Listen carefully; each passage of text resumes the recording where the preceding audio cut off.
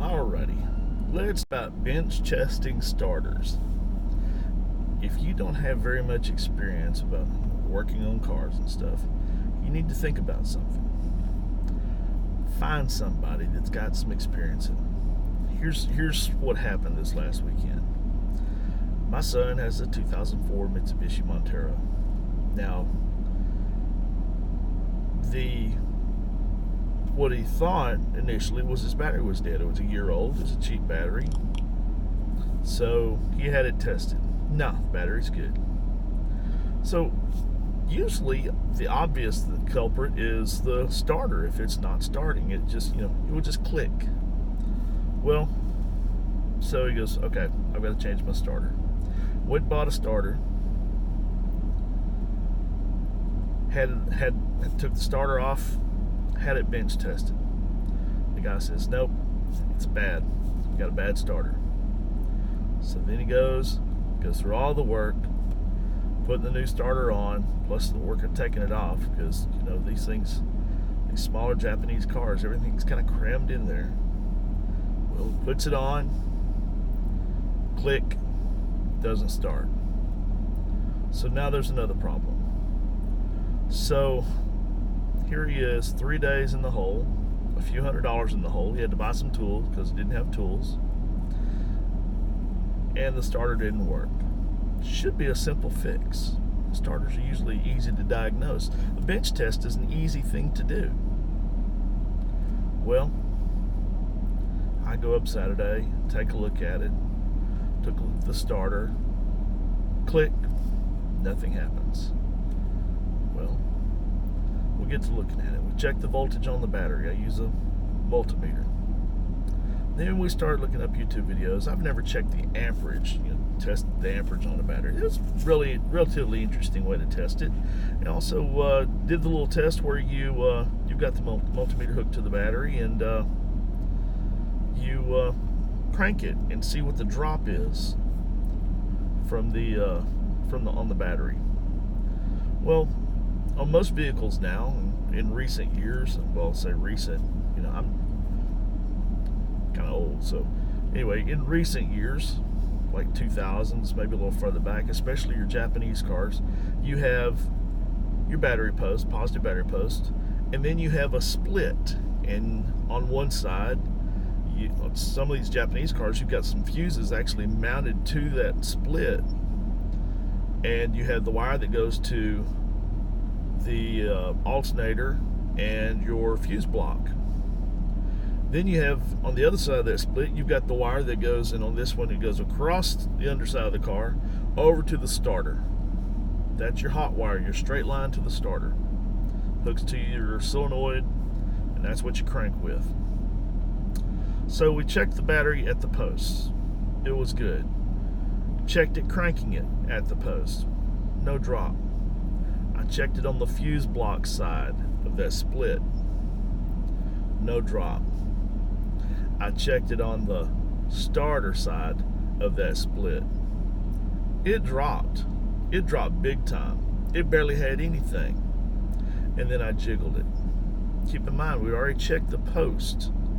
The post was mounted tightly. This is one of those little posts. This is an original Mitsubishi part, 2004. That split is designed so that you can replace each cable instead of having a big, expensive cable. I understand the purpose for it, but it has the threaded part. It's steel onto a copper cable. The threaded part is threaded down, and you have a bolt that tightens it down. There's not a nut on the other side. It's threaded. One on the fuse block side, and alternator side, and one on the starter side. Here's what happened. That bolt was loose. Had enough power to kick it, but didn't have enough power, not enough amperage to crank it. That little bit of slack, it was a very tiny, wasn't even a full turn on the bolt to tighten it down, but that's all it takes to get enough in there to drop the amperage so that electric motor won't run. This little stunt cost him about $300. Now, This is experience. It's an experience thing, guys. If he had known, he would have known. But here's the problem I have. The guy at the parts store, very often what you run into at this parts store is an inexperienced guy, entry-level position, selling auto parts. Yep. And he didn't know any better. The starter that the guy told him was bad, wouldn't turn over, it was perfectly fine.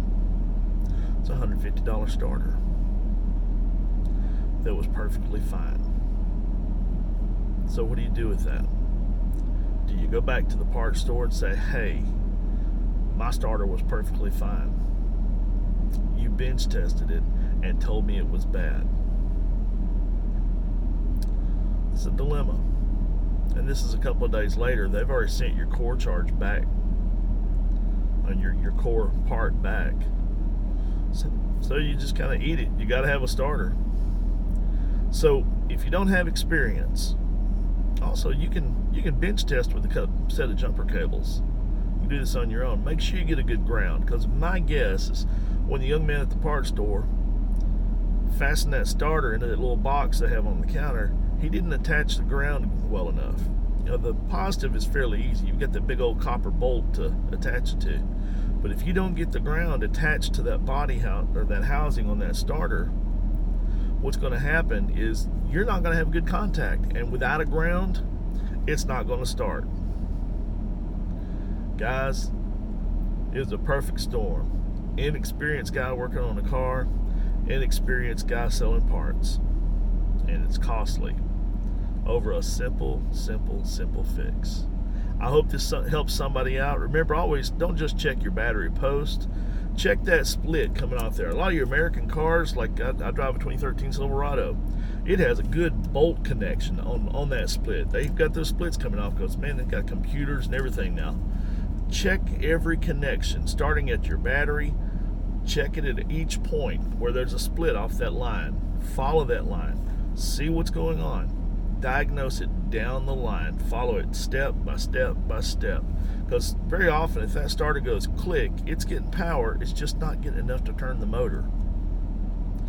All right, I hope this helps somebody out. I didn't see any other videos on it. And, you know, I'm going to label this what parts stores don't want you to know. But I hope you enjoy, subscribe, and I hope it helps you out. Y'all have a good day.